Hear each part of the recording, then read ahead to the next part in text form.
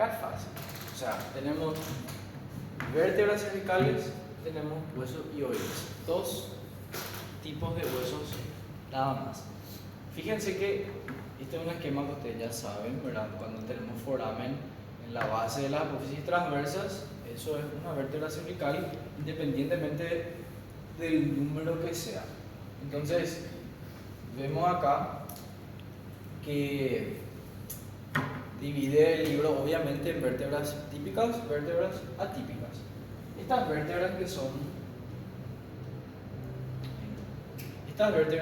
típicas son las del medio, o sea, la 3, la 4 y la 5. La 1 y la 2 son totalmente diferentes. Las 6 y la 7 son casi iguales que estas típicas, pero tienen algunas cositas un poco diferentes. Bueno, sobre una vértebra típica, ¿qué es lo que tiene acá de importante? Fíjense que el cuerpo es más alargado en sentido transversal, tiene unas apófisis diferentes, que son las apófisis unciformes o semilunares. Tiene en la cara inferior acá las escotaduras para las apófisis unciformes, o sea, sirve para articularse esto con esto. Tiene, básicamente, acá se articula esto con esto, ¿sí? Apófisis y escotadura son las articulaciones uncovertebrales. Sobre las apófisis transversas, ¿qué es lo que podemos apreciar? Que hay un gran agujero en cada apófisis transversa que se forma justamente por la raíz anterior y una raíz posterior, y ahí delimitan lo que es el foramen transverso, la apófisis transversa. Cada raíz, otra vez, termina en un tubérculo que es el tubérculo anterior y en un tubérculo que es el tubérculo posterior, o sea, en un tubérculo anterior y en un tubérculo posterior, unidos por un puente, ¿sí? Raíz anterior, raíz posterior, puente y tubérculos. Sobre la apófisis espinosa, generalmente se bifurca en dos tubérculos, ¿sí? Tiene un borde superior, dos caras laterales, una cara inferior, etcétera, etcétera, pero eso es más detalle. Termina en dos tubérculos el vértice. Sobre las apófisis articulares, fíjense que las apófisis articulares tienen algunas diferencias. Las superiores miran atrás, arriba y ligeramente medial. Atrás, arriba y ligeramente medial. Es similar a cómo miran las apófisis articulares superiores de las vértebras lumbares. Es similar, ¿sí? Las inferiores miran en sentido contrario, o sea, abajo, adelante y en sentido lateral. Acá los pedículos tienen el borde superior mucho más marcado que el borde inferior. O sea, esto es un detalle muy importante. El borde superior más marcado que el borde inferior. Y las láminas, nunca lo hay mucho que decir de las láminas, son más largas que anchas y nada más. Esto es importante. Esto es el pedículo y su cara lateral mira hacia el foramen transverso y su cara medial mira hacia el foramen vertebral, ¿sí? Acá en azul se ve el foramen transverso y en verde se ve el foramen vertebral. Entonces, el foramen transverso va a estar delimitado por las raíces anterior y posterior, la unión de las raíces de la apófisis transversa, la cara lateral del cuerpo y la cara lateral del pedículo. El foramen vertebral va a estar delimitado por la cara posterior del cuerpo vertebral,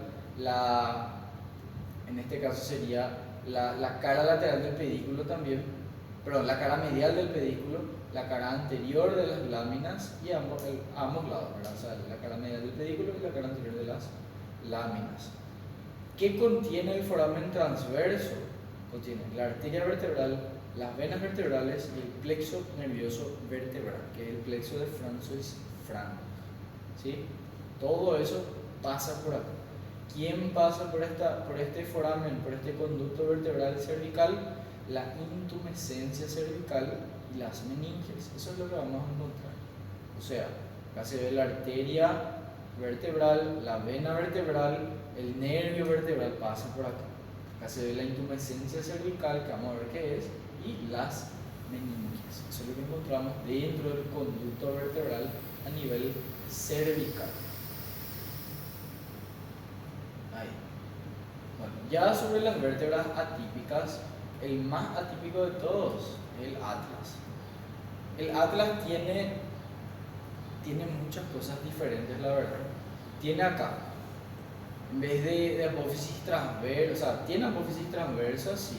Tiene foramen vertebral, sí. Tiene foramen transverso también. Pero tiene un arco anterior, tiene un arco posterior y tiene unas masas laterales. O sea, totalmente diferente.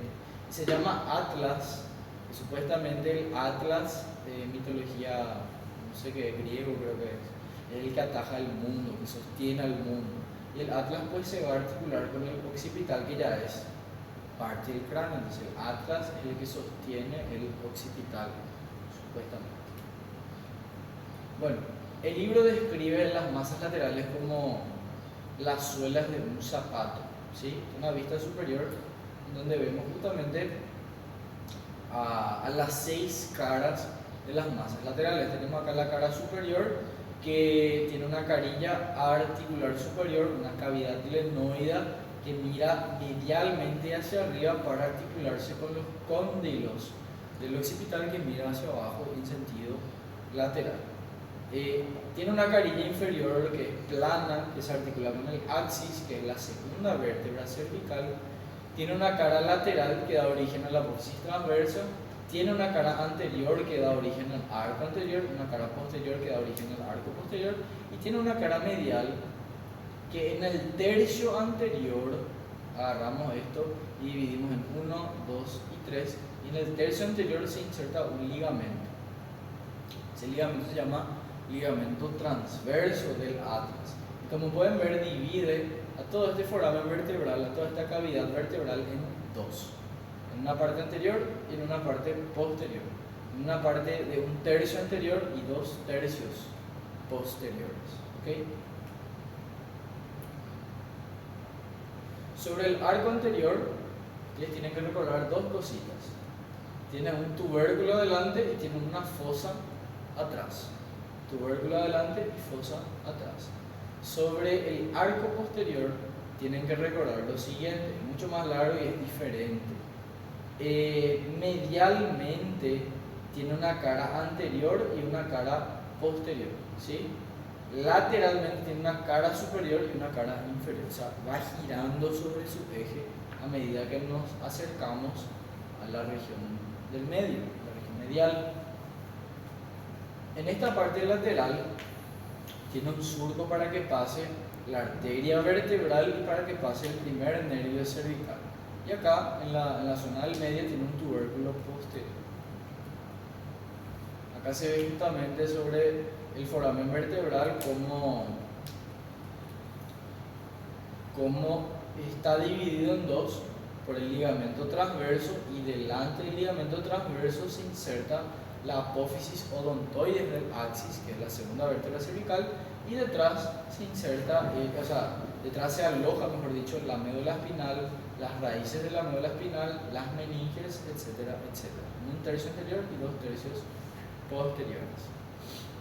Sobre la apófisis transversa del atlas es prácticamente igual, no hay mucha diferencia, solo que tiene un solo tubérculo, que es el tubérculo anterior, no tiene el tubérculo posterior. Esta es una slide que nos compara una vértebra cervical típica y el atlas. O sea, es totalmente diferente, totalmente diferente. No tiene cuerpo, no tiene pedículo, no tiene lámina, no tiene apófisis espinosa, no tiene apófisis articulares, no tiene apófisis funciforme. Totalmente diferente es el atlas. Pero sí tiene apófisis transversas, sí tiene foramen vertebral y sí tiene foramen transverso. Esos tres elementos son similares, el resto totalmente diferente. Sobre el axis, se llama axis porque es el eje prácticamente, el eje prácticamente de lo que sería la columna vertebral cervical, ¿sí? Esto es muy parecido a una vértebra cervical típica, solo que obviamente tiene una feroz apófisis odontoide que le hace totalmente diferente. Entonces, el cuerpo es igual, ¿verdad? El pedículo lo que es diferente. Acá el borde inferior del pedículo lo que es muy marcado. En todas las otras vértebras cervicales, el borde superior es el marcado. Acá es el borde inferior el marcado. El borde superior no tiene prácticamente borde, ¿sí? Del diente lo que importa es que tiene una base que está pegada al cuerpo, tiene un vértice, tiene una carilla articular anterior que sirve para articularse acá con el arco anterior, con la cara posterior del arco anterior del atlas, y tiene una carilla articular posterior que se conecta con la cara anterior del ligamento transverso del atlas, ¿sí? Sobre las apófisis espinosas también son un poco diferentes. Acá son unituberculadas, un solo tubérculo, ¿sí? Una raíz anterior y una raíz posterior, tiene láminas muy gruesas, tiene una apófisis espinosa que se bifurca, tiene dos apófisis articulares superiores que son bien planas para que se articule con el atlas, y tiene dos apófisis articulares inferiores que son iguales que las vértebras típicas, o sea, miran en sentido lateral, adelante y hacia abajo, ¿sí? Los forámenes, en este caso el foramen vertebral y el foramen transverso, son prácticamente iguales, solo que un poquito más pequeño, ¿verdad? Un poquito más pequeño que el del atlas, pero es más grande que el de las otras vértebras cervicales. Y a nivel de la segunda vértebra cervical, la arteria vertebral cambia de dirección, se acoda para ingresar al foramen transverso de lo que sería la primera vértebra cervical, que es el atlas. Bueno, eso es axis. La sexta vértebra cervical es una vértebra cervical típica. Lo único diferente es que tiene el tubérculo anterior bien desarrollado, o sea, el tubérculo de Chassaignac, tubérculo carotidio bien desarrollado, y a ese nivel nosotros podemos hacer un masaje carotidio, ¿sí? El masaje carotidio sirve para bajar la frecuencia cardíaca. Se hace un masaje carotidio, se puede palpar también la arteria carótida. Solo que lo importante de la sexta vértebra cervical no es su anatomía en sí, sino su topografía. Todo ocurre en el cuello a nivel de C6. Fíjense, termina la laringe, inicia la tráquea. Termina la faringe, inicia el esófago. A ese nivel se encuentra que la arteria vertebral pasa por el foramen transverso. A ese nivel la arteria tiroidea inferior cambia de dirección y se hace transversa. A ese nivel el nervio laríngeo recurrente ingresa a la laringe. A ese nivel se encuentra el ganglio cervical medio. A ese nivel, cuando no existe este ganglio, hay un ojal para la arteria tiroidea inferior que es el asa de Drobnik. O sea, muchas cosas pasan a nivel de la sexta vértebra cervical. Por eso es la importancia que se le da a la topografía de la sexta vértebra cervical. Y la séptima es una vértebra cervical atípica por dos cosas básicamente. Uno, su apófisis espinosa es muy grande, eso se puede sentir acá en la parte posterior de la nuca, en la base del cuello se puede sentir la apófisis espinosa de la séptima cervical. Y su foramen transverso no da paso a la arteria vertebral. Hasta la arteria vertebral y pasa por la sexta, no pasa por la séptima. Pasa por la sexta, por la quinta, la cuarta, la tercera, la segunda, la primera, acá cambia de dirección y ya se mete dentro del foramen magno. Eso va a ser la arteria vertebral. No pasa por el foramen transverso de la séptima. Ahora, las venas vertebrales y el plexo nervioso vertebral de Francis Frank sí pasan por el foramen transverso de la séptima vértebra cervical. ¿Sí? Esa es la cosa más importante que es la séptima vértebra cervical. El resto es igual prácticamente. Resumen. ¿Cuáles son esto se suele preguntar? Comparar cada vértebra entre sí. ¿Cuál es la vértebra que tiene apófisis transversa unituberculada? El atlas, el axis. y la séptima cervical. ¿Quién tiene apófisis espinosa unituberculada? La séptima vértebra cervical. La que no tiene apófisis espinosa, el atlas.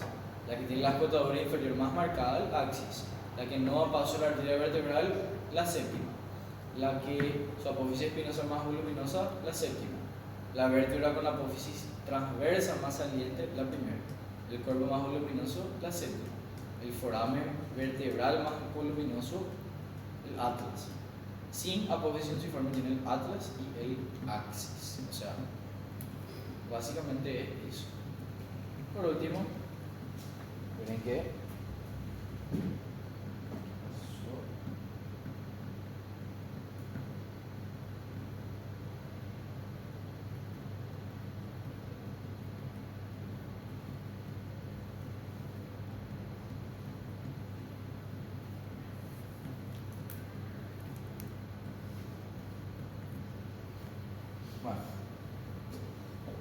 del hueso hioides, lo que hay que saber es que es el único hueso que no se articula con ningún otro hueso.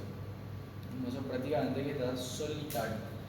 Pero como un hueso está en el cuello y no se articula con nadie, los elementos que le rodean van a permitir su fijación.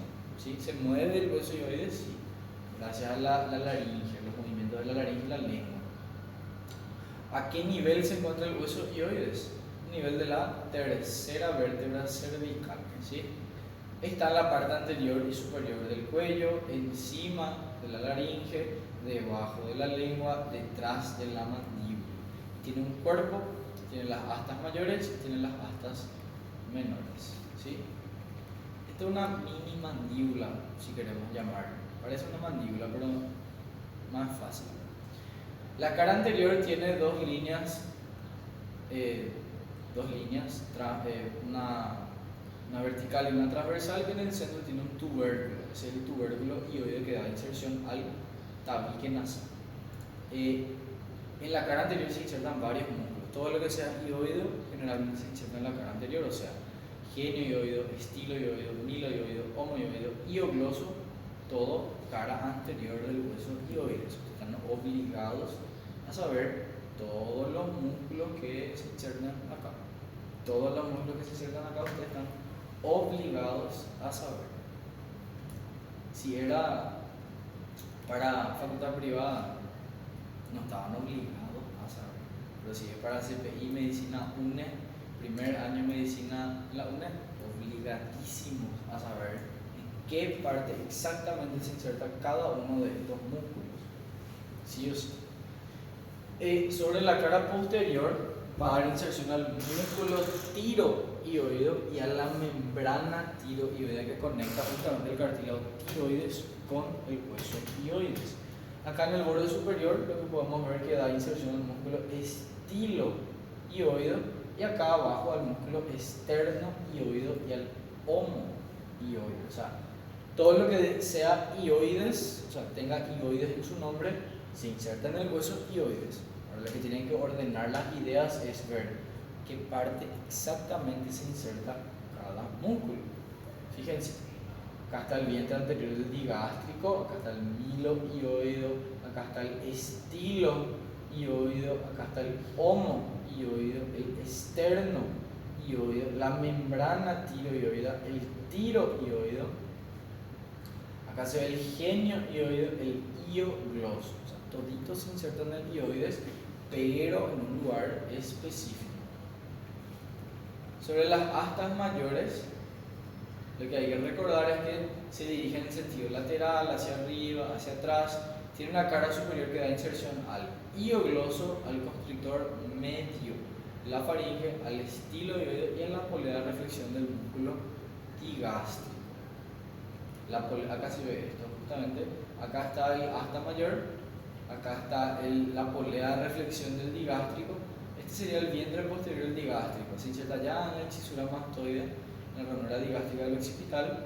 Viene este vientre posterior, tiene acá su tendón intermedio, tiene acá la polea de reflexión y acá tenemos el vientre anterior del digástrico. Todo esto es el músculo digástrico. La polea de reflexión es la que se inserta acá en el hueso hioides. El constrictor medio de la faringe se inserta en el asta mayor, la membrana tiroidea, acá se ve al tiroideo, acá se ve al hiogloso, acá se ve al estilo, apófisis estiloides, hasta el hioides. Acá el tendón intermedio del digástrico perfora al estilo hioideo. ¿Sí? Todo eso importante. Y por último, las astas menores son como unas pequeñas astas mayores, pero chiquititas, que se dirigen hacia arriba y hacia atrás. Tiene una base, tiene un vértice. El vértice es lo que es importante. Da inserción al ligamento estilo hioideo. No es lo mismo músculo estilo hioideo, que esto se inserta en el asta lateral, o sea, en el asta mayor en el cuerpo, que ligamento estilo hioideo. Los dos tienen el mismo nombre prácticamente, o sea, tienen el mismo nombre, pero se insertan en lugares diferentes. Este es prácticamente el ligamento eje del hueso hioides, ligamento eje. Están los músculos que conectan hacia arriba, los músculos que conectan hacia abajo. Por eso es que el hueso hioides está ahí fijo, pero él no necesita articularse con nadie. ¿Está bien? Solamente esos son los huesos del cuello. O sea, hueso del cuello es relativamente fácil.